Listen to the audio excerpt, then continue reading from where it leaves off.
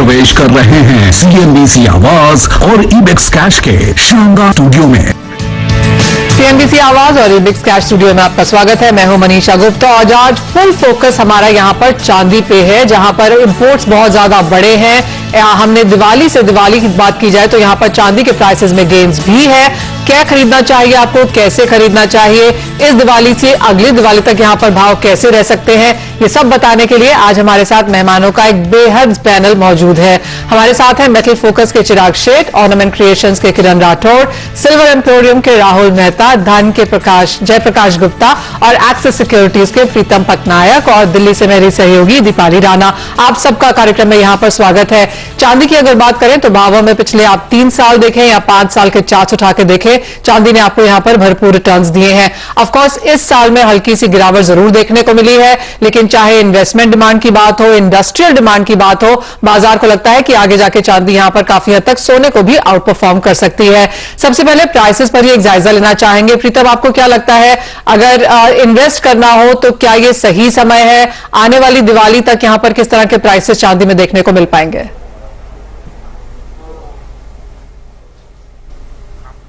प्रीतम, आपको क्या लगता है चांदी के भाव किस मोड़ जा रहे हैं? अब मनीषा, आई थिंक चांदी में आपने जैसे बताया है कि लास्ट 3 साल से 6 साल से हम लोग देख रहे हैं कंटिन्यूसली कुछ ना कुछ रिटर्न बनता रहता है। एंड इस टाइम हमको जो करेक्शन मिला है, मेरे हिसाब से ये बहुत अच्छा अपॉर्चुनिटी है, हम लोग इसमें एंटर कर सकते हैं। टिपिकली चांदी में हमारा व्यू तो कंटिन्यूड ही है। मेरे को लगता है कि इन्फ्लेशन एक थीम है जो बुलियंस को सपोर्ट करके रखेगा। वो गोल्ड हो या चांदी हो, ये दोनों में उसको सपोर्ट मिलेगा। बट एक इंटरेस्टिंग चीज हम लोग अभी जो हाल फिलहाल में देख रहे हैं डेवलप होते हुए कि चांदी में आपको बेस मेटल के हिसाब से भी एक सपोर्ट मिलते हुए दिख रहा है। आप खुद देख लीजिए, CFTC डेटा में देखेंगे तो बिल्डअप जो है पोजीशन फॉर चांदी वो क्लियरली दिखा रहा है कि लोग बुलिश ट्रेंड पे बैठ रहे हैं, क्योंकि वहां पे clearly buys are longs are higher than shorts. तो हमारा ट्रेंड तो वेरी मच वही है कि हमको लगता है चांदी यहां से, मैं सरप्राइज नहीं होऊंगा कि यदि हमको 68,000 का भी भाव दिख जाए नेक्स्ट ईयर तक। बट शॉर्ट टर्म बेसिस पे हम लोग ये करते हैं कि ट्रेडिंग के हिसाब से हम लोग बोले कि हम लोग करंट लेवल से बाई कर सकते हैं, स्टॉप लॉस 64,500 पे और टारगेट 65,200 का। बट जैसे मैंने बोला, थोड़ा लॉन्ग टर्म बेसिस पे देखा जाए तो 68,000 to 69,000 कहीं नहीं गया चांदी के लिए। तो 68,000 के टारगेट की बात कर रहे हैं। और मनीषा जी, इंटरेस्टिंग है जो हमने प्राइसेस को लेकर पोल भी किया है ब्रोकर्स का, उसमें भी ब्रोकर्स की ओर से डिफरेंट टारगेट्स मिले हैं। अग्रेसिव साइड पे 1 लाख तक के टारगेट्स की बात हो रही है अगले 1 साल में, यानी अगली दिवाली तक, और बेस केस में 60,000 तक के लेवल्स की बात कर रहे हैं। बट ऑन एन एवरेज 70 से 75,000 तक के लेवल्स तो एक्सपेक्ट किए जा रहे हैं। चिराग सेठ भी हमारे साथ मौजूद हैं। चिराग, डिमांड पर बात करेंगे, लेकिन क्योंकि प्राइसेस की चर्चा हो रही है तो पहले प्राइसेस पर ही अपना एक व्यू दीजिए, क्योंकि सिल्वर इन्वेस्टर्स 2021 में थोड़ा डिसअपॉइंट जरूर हुए हैं, क्योंकि उन्होंने पिछले साल 77,000 तक के लेवल्स भी देखे हैं। तो अब ये बताइए, क्या इंडिकेशंस मिल रही हैं प्राइस मूवमेंट के हिसाब से? क्या ये साल या ऐसा ही रहने वाला है, रिमेनिंग जो मंथ्स बचे हैं, और अगले 1 साल के लिए प्राइस रिटर्न के हिसाब से क्या ट्रेंड्स, क्या इंडिकेशंस मिल रहे हैं? जी हाँ, बिल्कुल दीपाली। अगर हम देखें तो सिल्वर निवेशक जिन्होंने शायद पिछले साल के हाइज में सिल्वर खरीदा है, उन्हें उतना रिटर्न नहीं मिला है जितना लोगों ने जो मार्च और अप्रैल 2020 में जिन्होंने सिल्वर खरीदा है।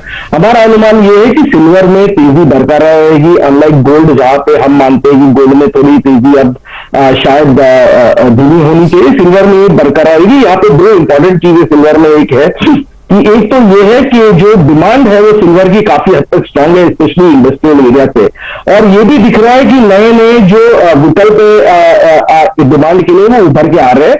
हमारा अनुमान है कि सिल्वर इस साल या अगले साल के फर्स्ट हाफ में $32 तक जा सकता है। ये सिल्वर शायद $24-25 के ऊपर सस्टेन नहीं कर पा रहा है, बट हमारा मानना यह है कि सिल्वर में निवेशक ने हर डिप से बाई करना चाहिए और ऊपर में $30 से $32 देखने को जरूर मिल सकते हैं। चिराग, आपने प्राइसेस की बात तो की और जो जैसे की बात हो रही थी ब्रोकर्स पोल भी आपकी स्क्रीन पर यहां पर है नाम के साथ कि किन्हें क्या लगता है कि चांदी के प्राइसेस आगे जाके कैसे लगेंगे, तो क्लियरली सभी का यही राय है कि चांदी आपको खरीद के काम करना चाहिए। लेकिन चिराग, जहां तक इंपोर्ट्स की बात है, और बहुत भारी मात्रा में हमने यहां पर सितंबर में इंपोर्ट्स होते हुए देखे हैं। इस पूरे साल में हर महीने की अगर बात की जाए तो double digit on the lower side imports देखने को मिले हैं। अगस्त में ऑलमोस्ट 80 टन और सितंबर में यहां पर 650 टन जितना इंपोर्ट हुआ है चांदी का। इतने बड़े नंबर्स और किस तरह की डिमांड आप आता हुआ देख रहे हैं? और आई थिंक मनीषा, थोड़ा इस नंबर को पर्सपेक्टिव में जरूर डालना होगा। जैसे आपने कहा कि पिछले 6 से 8 महीने में सिल्वर इंपोर्ट नंबर्स बहुत ही ज्यादा दिखते हैं। अगर आप किसी को ये नहीं बताएंगे कि ये इंपोर्ट नंबर सिल्वर के, तो उन्हें लगे शायद गोल्ड के इंपोर्ट नंबर से 20-25 टन के आजू बाजू सिल्वर इंपोर्ट हो रही थी। पिछले 6 महीने में डिमांड कंप्लीट नदारत थी। बाइंग ना इन्वेस्टमेंट लेवल पे बाइंग हो रही थी सिल्वर में, ना ही ट्रेड लेवल पे बाइंग हो रही थी। इनफैक्ट हमने ये भी देखा था कि काफी सारे निवेशकों ने अपनी चांदी अपने हाई पे बेची हुई है। इवन ट्रेड में अपनी इन्वेंट्री कम की है।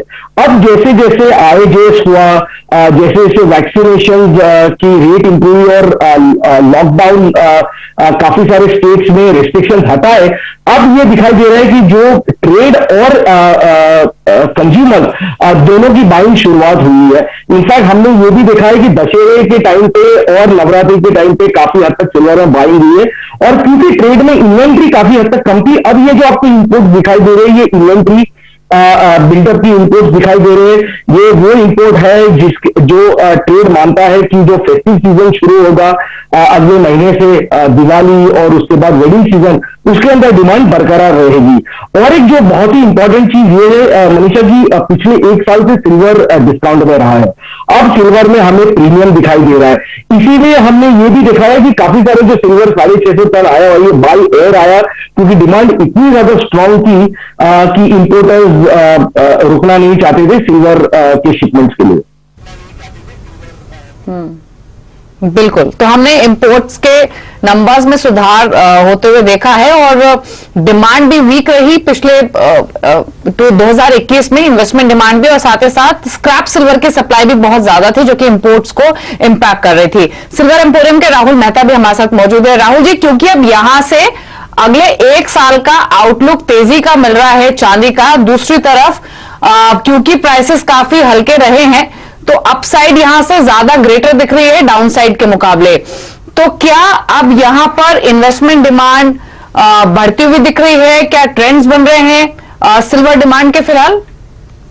मनीषा जी, ये रेट पे इन्वेस्टमेंट डिमांड पिकअप इतनी नहीं हुई है, मगर फेस्टिव और वेडिंग सीजन के हिसाब से consumption demand is at a peak right now. Investment side में देखी जाए तो ऊपर में 69 का बैंड हो जाता है, 69 तक प्रॉफिट बुकिंग काफी आ रही है, और राइट प्राइसिंग एंटर करने के लिए मैं जो इन्वेस्टर्स है उनको सजेस्ट करूंगा 60 से लेकर 62 की रेट काफी अच्छी है, वो रेट पे इन्वेस्टमेंट करना चाहिए सिल्वर में। इन्वेस्टमेंट डिमांड इतनी स्ट्रांग नहीं है, लेकिन सिल्वर बाइंग यहां पर ऑन ग्राउंड जरूर देखने को मिली है। किरण, आप कैसे देखते हैं, क्या ऑर्नामेंट्स, आर्टिफैक्ट्स, जो कॉर्पोरेट डिमांड होती है या फिर जो फेस्टिवल मांग होती है, गिफ्टिंग डिमांड होती है, क्या वो सब सिल्वर में अब दिखने लगी है? यस, बिल्कुल। इस समय सबसे बड़ी बात है कि कोरोना के केसेस जो कम हुए हैं वैक्सीनेशन के कारण से, उसके कारण से भी लोगों में उत्साह का माहौल है, लोग अभी आजकल निकल रहे हैं। दूसरी जो चीज है कि शादी, अपना दिवाली के बाद में शादी के सीजन शुरू होने वाली है। पिछले 2 साल से जितने मामले अटके थे वो काफी सारी अभी इस समय मौके हैं शादियों के, उसकी वजह से भी उनमें उत्साह है। और तीसरा कि जैसे जो रेट डिस्काउंट में चल के अभी जैसे ऊपर की ओर जा रहे हैं, तो लोगों को ये लग रहा है कि अभी इस समय हमको सिल्वर में इन्वेस्टमेंट कर लेना चाहिए, उसकी वजह से भी वो तेजी है। और कंजम्पशन के अंदर भी काफी तेजी इस समय ग्राहकों में दिखाई दे रही है, बाइंग भी काफी अच्छी है। पिछले 15-20 दिनों से आप कोई होलसेल में देखिए या रिटेल शोरूम में भी आप देखेंगे तो बहुत ही अच्छी परचेजिंग और बाइंग जो है लोगों की, स्पेशली कंज्यूमर्स की कंजम्पशन के लिए वो हो रही है। क्लियरली फुटफॉल्स हैं यहाँ पर मार्केट में। और राहुल, वो सवाल आपसे भी है, क्योंकि हम कल जो ये प्रोग्राम है वो गोल्ड पे कर रहे थे और हमें ज्वेलर्स बता रहे थे कि जहां तक सोने की खरीदारी है वो 20 से 40% तक यहाँ पर पिछले से पिछले साल से बढ़ती हुई नजर आ रही है। चांदी की जब जहां तक खरीदारी की बात है, यहाँ पर ये क्या नंबर्स डालेंगे आप? चांदी के नंबर्स देखने जाए तो फेस्टिव डिमांड और जो वेडिंग डिमांड ये सीजन में आई है, वी एक्सपेक्ट जो ओवरऑल सेल्स जो रहेगा 30 to 40% year on year growth होगा ये साल में। और सिचुएशन ऐसी आ गई है कि मोस्ट ऑफ द मैन्युफैक्चरिंग जितने कारखाने से मैन्युफैक्चरिंग यूनिट से दे ऑलमोस्ट सोल्ड आउट, मतलब नया प्रोडक्शन करने की इनके पास कैपेसिटी नहीं है, इतनी डिमांड है। सो चांदी में बहुत अच्छी डिमांड है ओवरऑल, और आगे भी बहुत अच्छी डिमांड रख रही है। ऑलराइट, यानी कि 30 to 40% के इंक्रीज यहां पर चांदी की सेल्स में भी देखने को मिल पाएंगे पिछले साल के कंपैरिजन में। जय, आपसे भी एक व्यू लेना चाहेंगे। क्लियरली एक बाइंग स्ट्रैटेजी यहां पर चांदी के लिहाज से बनती हुई नजर आ रही है। शॉर्ट टर्म, लॉन्ग टर्म अगर एक रेंज पकड़नी हो, इस साल के अंत तक चांदी के प्राइसेस कैसे रहेंगे और अगले साल में आप कैसे इसे क्वार्टरली इंक्रीज बनता हुआ देखेंगे? जी गुड मॉर्निंग मनीषा। देखिए चांदी मुझे लगता है एक बेहतरीन विकल्प है करंट सिनेरियो में। प्राइसेस भी काफी अट्रैक्टिव लेवल्स पे हैं। अगर आप इसको डिमांड साइड से देखें तो यहाँ पे जो आने वाले दिनों में जो डिमांड निकल के आना है वो थ्रू वेरियस सोर्सेस आएगा। एक ईवी डिमांड है, सेमीकंडक्टर डिमांड है, जिस हिसाब से यहाँ पे इंडस्ट्रियल डिमांड में रिकवरी दिख रही है, ये सब चांदी को सपोर्ट करेंगे। दूसरी तरफ इंडियन मार्केट्स में भी चांदी में इन्वेस्ट करने के लिए बहुत कम विकल्प अवेलेबल थे। इधर आपको फिजिकल लेना पड़ता था या आप फ्यूचर्स में पोजीशन बना सकते थे। आने वाले दिनों में हम सिल्वर ETF भी लॉन्च होता हुआ देखेंगे। उसके कारण भी एक रिटेल निवेशक को एक अच्छा अपॉर्चुनिटी मिलेगा सिल्वर में निवेश करने के लिए। बिल्कुल शॉर्ट टर्म की बात करें, by end of this year मुझे लगता है 70,000 तक का लेवल पॉसिबल है। अगर नेक्स्ट दिवाली तक या एक साल की बात करें तो मुझे लगता है यहाँ से 15 से 16% का अपसाइड मुझे दिख रहा है। अराउंड 75,000 तक का लेवल पॉसिबल है। जो ग्लोबल अनसर्टेनिटीज हैं, जो बुलियन प्राइसेस को सपोर्ट करेगी, उससे चांदी को भी बेनिफिट मिलेगा। लेकिन यहाँ पे एज अ बेस केस अगर आप देखें तो चांदी as an asset class due to its industrial demand और जिस हिसाब से न्यूअर रेवेन्यू से डिमांड आने हैं, उसके हिसाब से भी चांदी मुझे लगता है गोल्ड से थोड़ा डिकपल्ड होके मुझे लगता है आगे चल के बहुत अच्छा रिटर्न दे सकता है। सो बेहतरीन मौका है। अगर सिल्वर ETF भी लॉन्च हो जाता है तो रिटेल के लिए एक बहुत बेहतरीन भी मौका होगा यहाँ पे छोटे डिनोमिनेशंस में निवेश करने का। ठीक है, तो इन्वेस्टमेंट करनी चाहिए इन स्तरों से सिल्वर में, यही एक व्यू निकल कर आ रहा है। रुक रहे हैं ब्रेक के लिए, जब लौटेंगे तो ये समझने की कोशिश करेंगे कि अगर अब इन्वेस्टमेंट इन स्तरों से करनी भी है तो बेस्ट मोड क्या रह सकता है, सिल्वर ETF को लेकर क्या तैयारी है, इस पर करेंगे चर्चा एक छोटे से ब्रेक के बाद।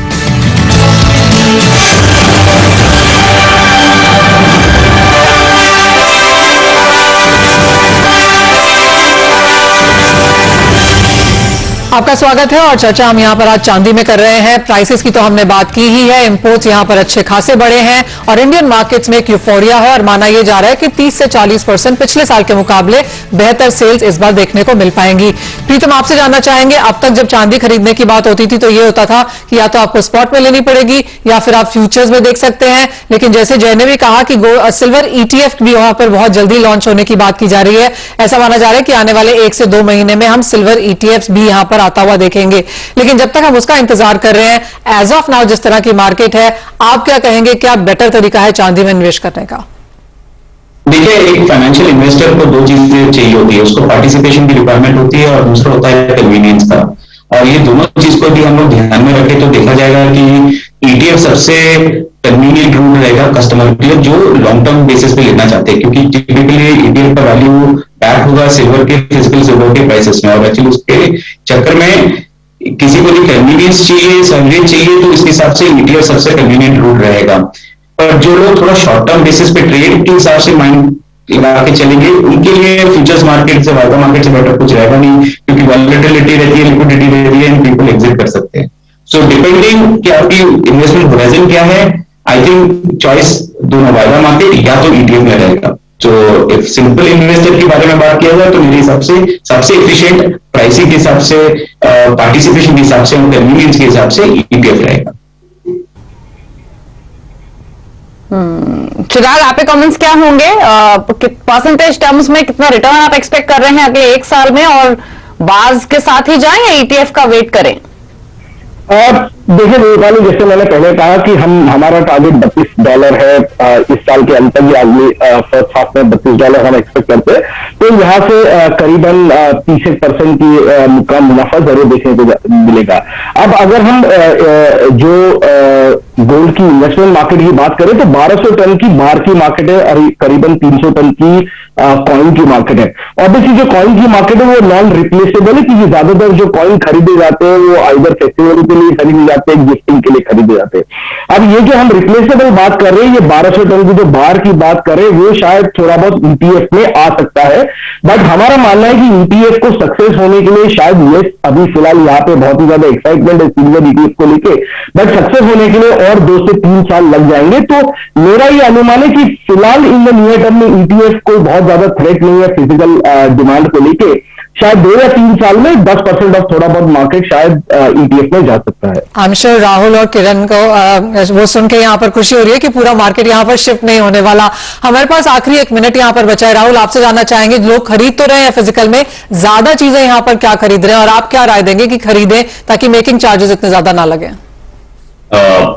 डिमांड ओवरऑल सिल्वर वेसल्स की और गिफ्टिंग की काफी बड़ी है। और सिल्वर गिफ्टिंग की जो डिमांड जो उन्होंने लास्ट दिवाली देखी थी वो सबड्यूड थी। इस बार सिल्वर गिफ्टिंग की डिमांड काफी अच्छी इंक्रीज हो रही है।